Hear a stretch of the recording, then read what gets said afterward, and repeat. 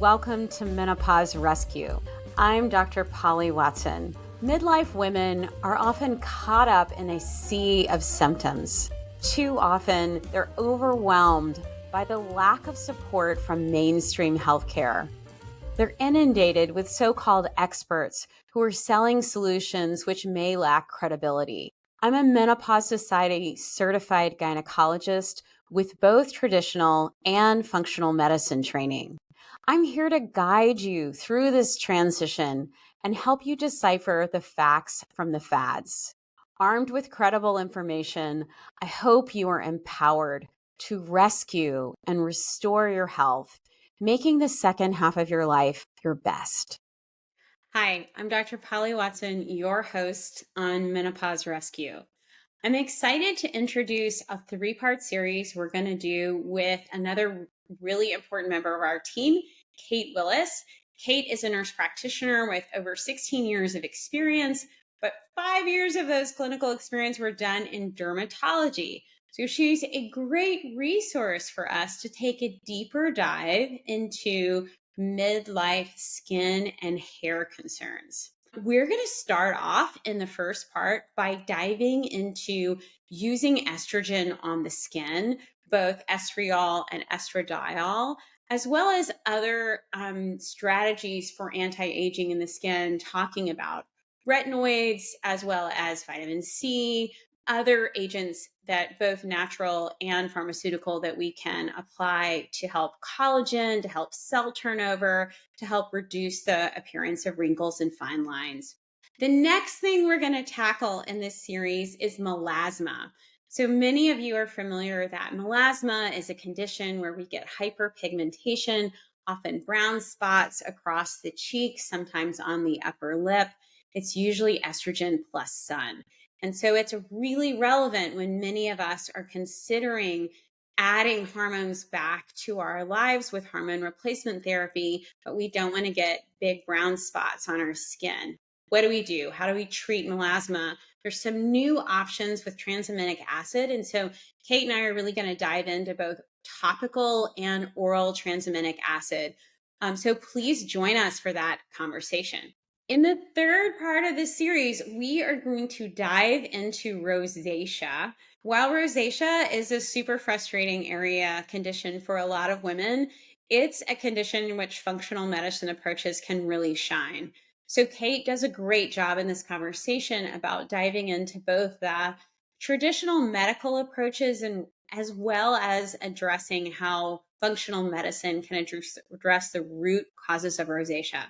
As a little bonus to this episode, we're also going to talk about topicals and using compound to build a really personalized stack to treating hair loss.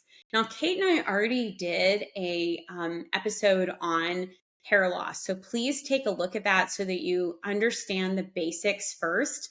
And that will give you a lot of context to understand these kind of compounded stacks that we can put together to really address both stress-induced hair loss as well as hormonally induced hair loss, lowering inflammation at the level of the scalp, helping get hair growth re-stimulated. So I'm super excited for you to join me for this three-part series so that we can help support you feeling best in the skin that you're in. The first episode is really going to focus on using estrogens, either estriol or estradiol, on the skin as an anti-aging tool. And we're also going to be talking about retinols, vitamin C, to help promote longevity at the level of our skin as we kind of face this time of transition. So I hope you'll join me for this conversation. I know I learned a lot, and I hope you will too.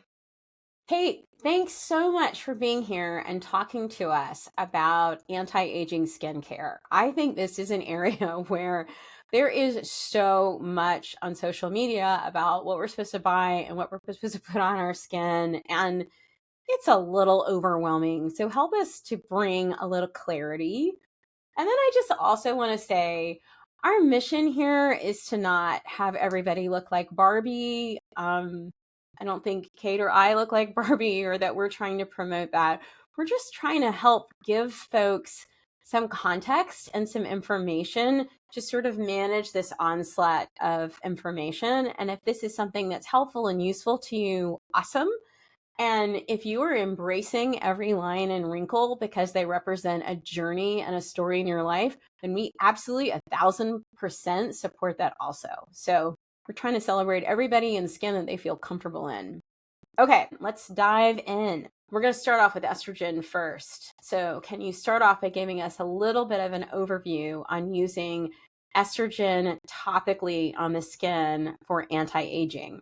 I want to just say first off that we need more information here. There are some smaller studies. I think there's good evidence that this is a great anti-aging option, but I do think we need more data. But I'll speak to what the data that we do have right now. So the ones that I looked into primarily are estradiol and estriol, which you referred to first. Estradiol is much more potent. This is when we give systemic HRT, we are almost always giving estradiol. Now, it is bioidentical, and it's the primary estrogen that we have during our reproductive years. Estriol is a weaker estrogen. When these are compared, though, we use them in different strengths. So the estradiol was used in a strength that matched what we use for vaginal estrogen. So it's 0.01%. It's a really low dose. Estriol, which is the weaker estrogen, is used at a slightly higher concentration in these studies at 0.3. So still not a huge whopping dose of either estrogen, but those are the ones that we're talking about right now. There was a small study, this was almost 30 years ago now, that looked at 59 peri and postmenopausal women. It compared the two estrogens, estriol and estradiol, the concentrations I just mentioned. And they used the creams for 6 months, and both groups saw improvements. They saw a significant reduction in wrinkle depth.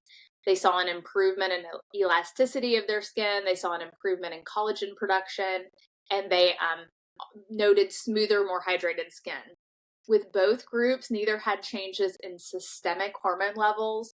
That is what we see when we, prescribe vaginal estradiol or estriol to a patient for vaginal or urinary concerns. We aren't getting systemic changes in hormone levels. Okay, so we got to make some clarification here. There's estradiol and there's estriol. Can you explain if we know if one works better than the other? As I was preparing for this podcast, sort of expected estradiol to outperform estriol since it's a more potent estrogen. The studies that we do have show that they're really pretty well matched in terms of their anti-aging efficacy. It may even be that estriol has a slightly superior benefit, but I don't know that we have enough information to say that. So my conclusion would be that based on the literature we have right now, they're pretty equal in their efficacy to change the skin. Okay, so let's say I buy one of these products and I'm putting topical estradiol or estriol or another estrogen on my skin. What kind of changes should I expect to have realistic expectations about what's going to happen with topical estrogen? So primarily we're looking at sort of the anti-aging category, which is what we're talking about here, but wrinkles. So a reduction in wrinkle depth, improved elasticity, and better collagen production, and then sort of overall looking more hydrated. We know with menopause, lots of our parts of our body tend to get more dry, including our skin. And so that's part of why we have such a robust impact from applying topical estrogen. So we probably have some folks that are perimenopausal or a little bit earlier in the process. And they may be wondering, are these topical estrogens to the skin something that only postmenopausal women should be using? Or is there a place for this in women who are not yet postmenopausal? As far as I know, there are not studies looking at younger women using estrogen on their skin. So, I don't think we know if someone who has really robust levels of estrogen, maybe they're in their teens or 20s or 30s, if they would have any benefit from using estrogen on the skin. We think that this is especially beneficial in the perimenopausal, postmenopausal woman who has declining estrogen levels. And, there's not an age that you need to be to use this, but I think that is where we're really going to see the biggest benefit to the skin. So one possible red flag that's coming up in my head, because right now estrogen on your skin sounds really good, is melasma. So estrogen plus sun equals pigmentation change in a lot of people. So could you talk to us a little bit about things people might want to be cautious about before they dive right in? If someone is concerned about melasma, is there a way they could use estrogen cream safely? Yeah.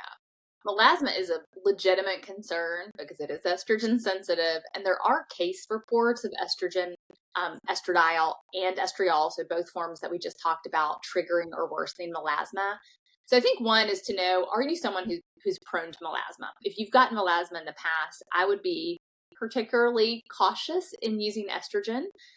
Maybe you would want to use it, right around your eyes, kind of not on the cheeks, not, all over the face, but maybe just in a few, spot areas that you're going to spot treat for anti-aging that maybe are not as melasma prone.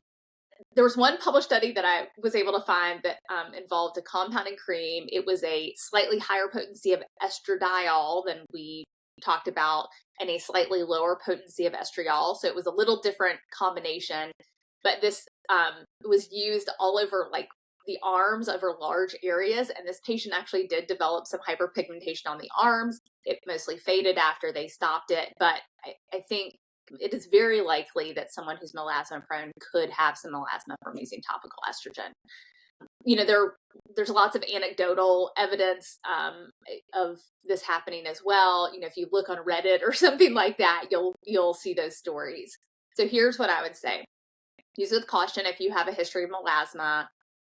Apply this at night, so that you're not applying it and then going right out in the sun. That would be, just in terms of timing, less triggering perhaps for the melasma. Wear an SPF every day. I love vitamin D. I want everyone to get vitamin D from the sun.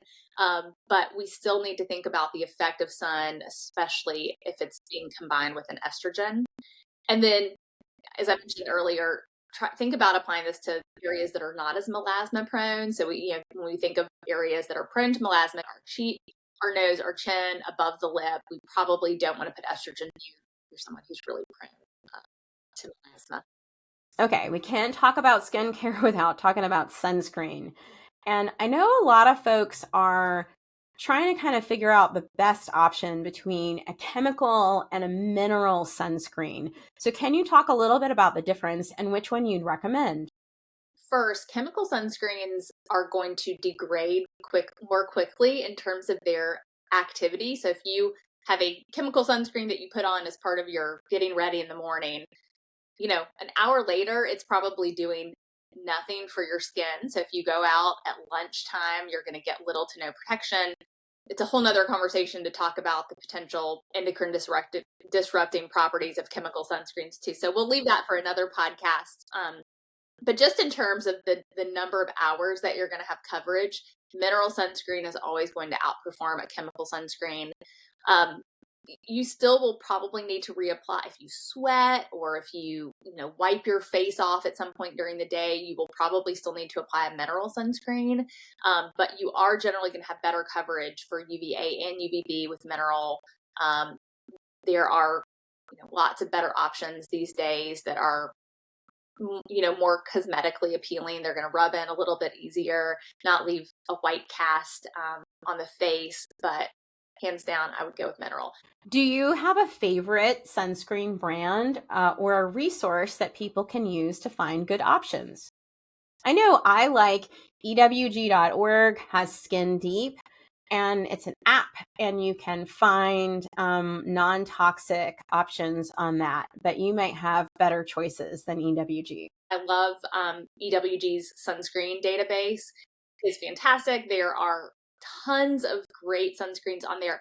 I've used, and it's not being made anymore, but Beauty Counter's stick sunscreen that's a mineral. There's now Counter is their new company, and so I'm hoping that it's as good a product as they had before, but I still have a very little bit left of the Beauty Counter option from several years ago. So. Okay, so one of the inspirations for us doing this podcast is that I got a message from a patient that said, should I be using estrogen or a retinol? And I think in her mind, it was an either or. I'm thinking both and. So maybe you can talk to us a little bit about retinols and why they're so popular. What different role would this play?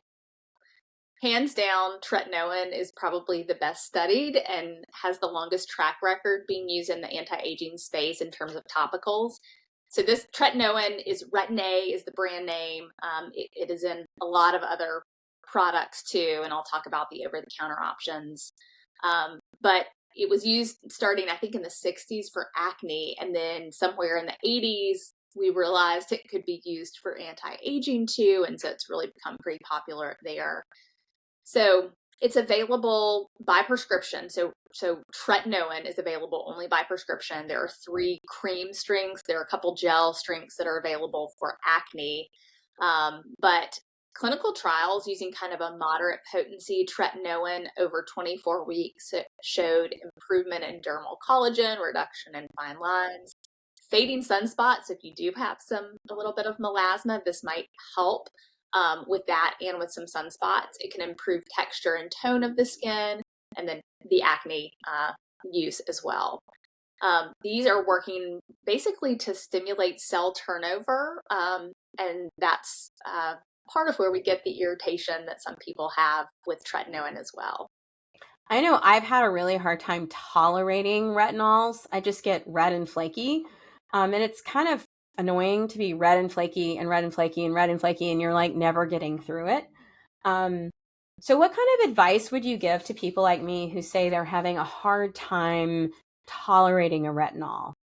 What I would say is if you are someone who hasn't tolerated tretinoin in the past, that's the biggest thing that I hear is, oh, I tried it and it didn't work for my skin. First, we expect weeks of intolerance for most people. There are 3 different doses. So maybe you were prescribed the highest dose or the middle dose. Maybe you need a lower dose. Maybe you need an even lower dose and a compounded option to be able to tolerate this. But I would say expect at least 2 to 3 weeks of irritation from your skin. Really lather on things that are protecting the skin barrier. Really stay out of the sun. Wear your sunscreen if you're in the sun. Generally, I think we can get most people to tolerate tretinoin as part of their skincare regimen if given the time and the appropriate education. So I know a lot of us are applying retinols kind of around our mouth because we might be having some hormonal acne there. Any areas that are particularly sensitive, like eyes or around the mouth, that we might actually not want to put a retinol in or maybe not start with? Yes, great question. There are kind of 2 schools of thought here. First, let me say that around the eyes and around the mouth tend to be very sensitive areas. So when I, long ago first started using a retinol, I was using it around my mouth and I was like, I just can't.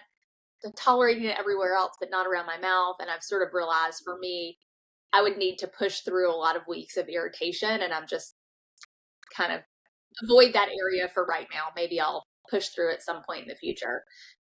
Applying at night, you don't want to be applying in the morning. I think I already said that, but you also want to pay attention to what else you're applying. Don't apply benzoyl peroxide or an acid or something else that might be irritating to your skin. So you can start with a couple times per week and build up. Some dermatologists will say you're going to get to tolerance quicker if you use it every night and push through the irritation. So I think this is going to depend on your personal tolerance, maybe even what you do for work. And do you need to have a face that looks non-irritated and non-inflamed? Are you public facing? So I think 2 schools of thought. One is push through, 7 or 8 weeks is not uncommon for some people to have irritation before they're really able to tolerate it. Amount also, you don't want a huge marble-sized amount of tretinoin. I tend to do 3 little dabs, forehead, cheek, and rub them in those spaces. So less than a pea-sized amount probably total that I'm putting on. So there are several things that you can do to improve your tolerance over time. How do over-the-counter retinols compare to prescription strength? So we can get like different gel over the counter, and then Retin-A is a prescription. So maybe you could let folks know a little bit about why they would choose one or the other. Let me speak to the over-the-counters because I think they are sort of presented as the same thing as a prescription retinol. They're not. They actually, the products that are retinols over the counter require a metabolic conversion in the skin to become active retinoic acid. So they're going to be slower to act. They're going to be lower potency. There's some newer small studies that really make us think that these products might have a good effect for patients, maybe not quite as robust as a prescription retinol. But if someone truly has very, very sensitive skin, I would not rule out a good over-the-counter preparation because it might let you, if you can't really use a retinol every day, then being able to use something over the counter that's a weaker potency might have more effectiveness for you in the long run. We've talked about retinols. We've also talked about how they can cause some peeling. Sometimes there's a little tolerance period that has to be built up. Are there certain times of year that you would recommend starting a retinol, kind of understanding that?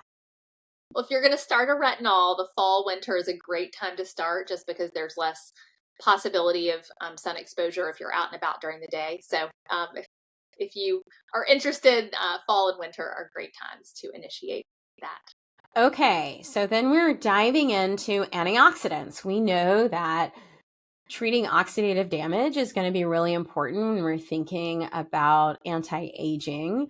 Vitamin C is an antioxidant. So talk to us about applying vitamin C to our faces and how effective is it for anti-aging? Yes, yes. And vitamin C, sometimes you get what you pay for in terms of the quality of the product. There were pretty solid findings for anti-aging with vitamin C. It's an antioxidant, and so it is helping address sort of pigmentation, wrinkles, skin smoothness, skin brightness. Those are the things that we think about with vitamin C. And just general kind of that photo aging, the signs of sun and other damaging factors that we encounter all day long on our skin. Now, I know a lot of us are like, hey, is this $150 serum really worth it? And so vitamin C is one of those where quality really does matter. Can you talk to us a little bit about formulations that we should be looking for when we're choosing a vitamin C serum? Well, I'll speak more to formulation. So formulation really matters. And so if it's just vitamin C, I would avoid that. If it doesn't say anything about stability, L-ascorbic acid is the most potent, but it needs a certain pH for stability. And so I would say there are tons of great, I think Drunken Elephant is like the holy grail, vitamin C. It's a great one. It's also really pricey. But look, L-ascorbic acid is going to be the most potent vitamin C, but it needs, just make sure that the company is noting pH for stability, if you're reading or researching one. Ferulic acid also helps enhance stability. Ferulic acid actually is kind of stinky. So if your vitamin C product is really stinky, it might have that ferulic acid added to it. So that's another thing to look for. So I wouldn't only go by price alone, but I would go by, do they have some information about what they've done for stability? Because if you buy a bottle that doesn't have any stability, because of pH or because it doesn't have something added to help keep it stable, then it's sort of like eating a bad vegetable or eating a rotten orange. You're not going to get that robust antioxidant benefit from something that has spoiled. When you eat it, same thing, you're not going to get it from vitamin C either. Other antioxidants would be things like alpha lipoic acid. Do those have proven benefits on the skin?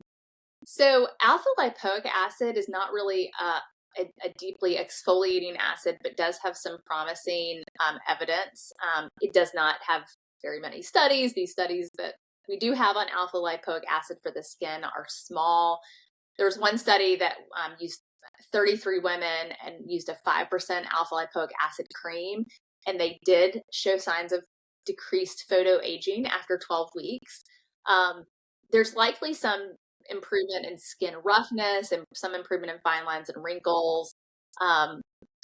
There's collagen stimulation, and it enhances antioxidants. So again, it's not really an exfoliating type of acid, but it's helping with more of that antioxidant. Not the same as vitamin C, but probably in the same family as vitamin C, since it's an antioxidant.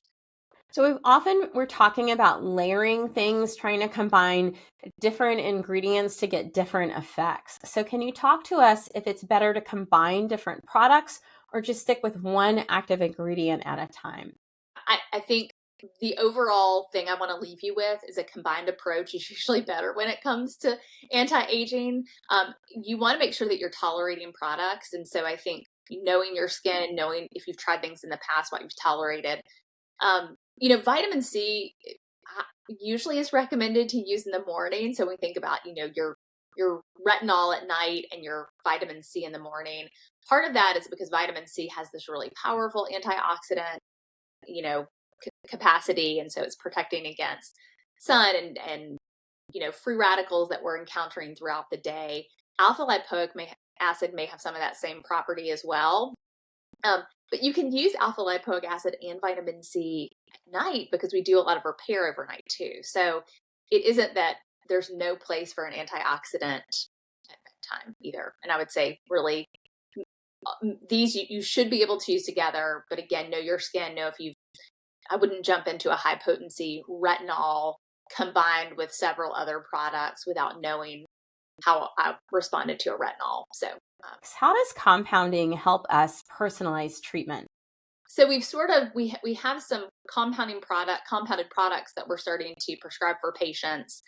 And the fun thing about compounding is you really get to be very customized in what you're doing. So if someone came and they were already using a retinol at night, they're using tretinoin 0.05%, I might talk to them and see if they were interested in combining that with an estrogen for anti-aging to use together at night, so that they're using one product versus two products, but not changing up their skin routine dramatically. We're not adding 4 new things at once.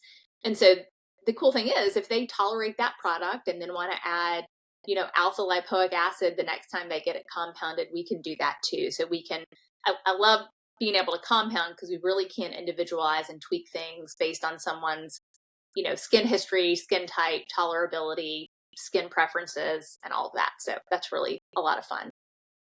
I was in Japan last summer, and at the onsen, they have all kinds of bath things, and you're in the baths, and it's a whole wonderful, beautiful time. And I was astonished to see hyaluronic acid written out in English. And I was in rural Japan.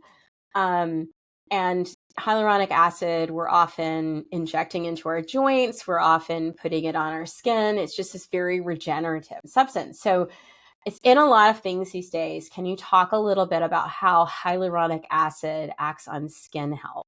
So this is a little different than the other agents we talked about because it's not anti-aging in the skin renewal sense. It's not really changing the collagen or the wrinkle depth or anything like that in terms of at the skin layer. It's a sugar molecule and it is naturally found in our body. We do give this for vaginal dryness, especially if someone is not using or even combined with a vaginal estrogen. But its superpower is holding water. So it will bind water up to 1,000 times its weight. And so it is a true superstar in the hydration category. And so, what does your skin look like when it's really dry versus if it is moisturized and healthy? That is what we're going for here. So again, this isn't a anti-aging in the sense that the other agents are, but it is skin plumping, it's hydrating.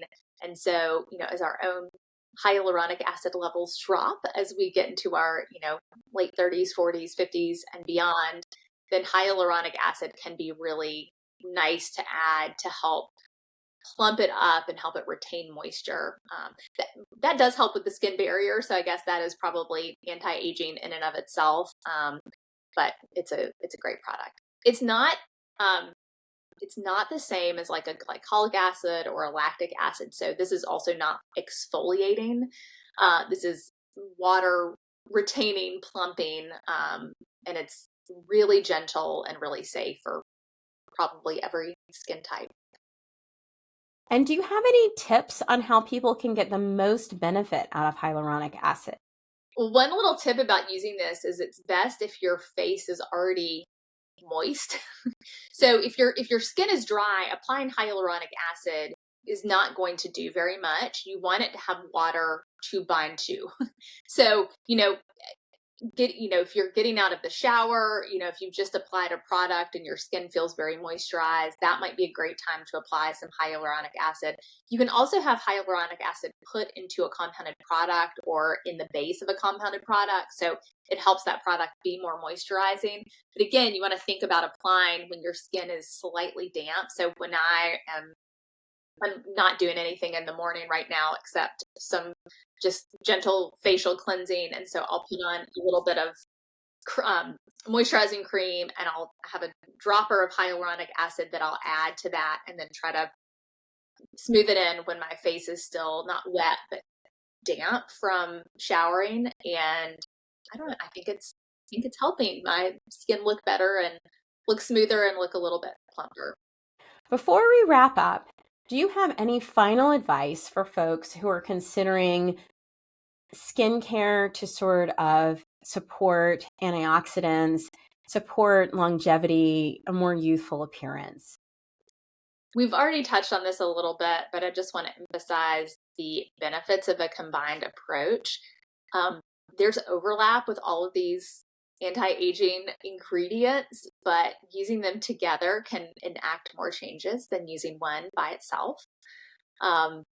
If you're a patient of ours already, we have several that we can prescribe. And so please ask us and we can have a conversation about how to individualize that to what you're looking for. We already touched on sunscreen, but I just want to reiterate the importance of that. Please find a good sunscreen. There are lots of great sunscreens out there that are mineral. Please just find one that you like, that works with your skin tone. Find one that is easy to apply. Again, there are a lot of options, so look for whatever is the one you will use consistently. We're also, if you're someone who's been taking care of your skin for a long time, so let's say you've been mindful of your skin barrier, I didn't really touch on that, but we want, when we're washing our skin, we don't want to use the bar soap in the shower that it's going to strip our skin barrier. We want to use gentle cleansers. I really like glycerin-based cleansers. There's one that Vanny Cream has that is cheap and gentle and does not strip the skin barrier. There are lots of others at various price points too. But if you've been taking care of your skin for a long time, you are probably not going to see a dramatic result in a month. And I just want to set the expectation for that. My hope is that what we're doing is slowing down aging, reversing some signs of aging if we add tretinoin or if we add estrogen or vitamin C. But give this months, 6 months, maybe a year to really see a visible impact from the anti-aging that you're doing. If you haven't been taking good care of your skin, you'll probably see an improvement just from improved skin barrier in a couple of weeks. But be mindful, if you're someone who's a great skincare routine for a long time, the effects may be very subtle. I think this is an important one, setting realistic expectations. So if someone's going to invest in a product, how long should they use that product before they expect to see results? I think that it really depends on what your budget is, what your desire is for interventions, what your kind of approach to skin aging. I am not going to get rid of my forehead wrinkles using all the topicals in the world. My hope is that over time, my skin maintains smoothness and doesn't have a lot of fine lines. So those creases that happen when I, move my eyebrows up, those aren't going away with topical. So there are other options that we won't get into here that dermatologists would probably be equipped to handle in terms of interventions. But I do think in terms of skin's look, feel, texture, integrity, these are really great options for the long haul. And the last thing I was going to add was, we don't prescribe vaginal estrogen for someone and tell them to use it for 6 months and expect results for the next 10 years. We say, hey, use this ongoing. And that's the same thing with skincare. This is sort of this daily maintenance, daily support, and we're going to maintain the benefits that we're seeing from our skincare as we continue to use it over time. Well, this has been really helpful. And so hopefully folks have a little bit more context when they're berated by ads on social media or commercials or whatever they're following, that they can interpret and understand what these options are and how to use them and how to layer them. Thanks for listening to Menopause Rescue. We hope you've enjoyed this podcast and it helps you create some time and space to make this the best half of your life. If you've enjoyed this content, please leave us a 5-star rating and review. This helps other listeners find this resource and rescue and restore their health. If you enjoyed this topic and want to learn more, check out our resource guide for this episode. If today's podcast resonated with you and you want to take a deeper dive, check out my educational resources. We offer basic membership, which is an archive of over 100 videos on menopausal topics ranging from bone health to libido. We add to this archive every month, so the resource becomes richer and richer over time. If you're looking for a menopause expert and live in North Carolina, take our free online class and see if we're a match for your needs. It's called Are We a Good Fit? And is a quick and easy way to learn more about our practice and what it has to offer. Hey, this is Dr. Watson. This is just a friendly reminder that this podcast is for general information purposes only and does not constitute the practice of medicine. No doctor-patient relationship is formed, and any information you get from this podcast is considered educational only. You should make medical decisions with your healthcare provider. The content of this podcast is not intended to be a substitute for professional medical advice. Listeners should not disregard or delay in obtaining medical advice for any medical condition, and they should seek assistance from their healthcare professionals.